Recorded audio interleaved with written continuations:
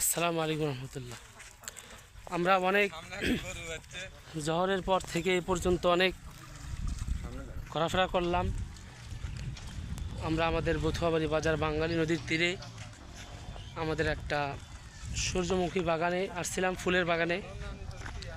আসার পরে আমরা অনেকক্ষণ যাবৎ সুন্দর মুহূর্ত পালন করলাম এবং আসরের আজান হয়ে গেছে। এখন আমরা সবাই চলে যাব, সব আসতেছে। দেখেন আমাদের বাঁশের ব্রিজও রয়েছে এখানে। আমরা এখন চলে যাইতেছি।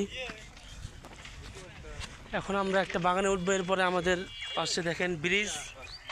এই ব্রিজের এই দিক দিয়ে আমরা সবাই চলে যাব। আমরা 5জন বা 7জন যে কয়জনে ঘুরতে আসলাম, আমি একে একে জিজ্ঞেস করবো যে কার মনে কীরকম শান্তি বা প্রশান্তি লেগছে।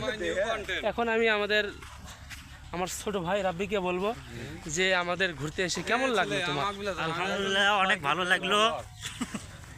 আরে ভাই, তুমি বলার আগে হাসো।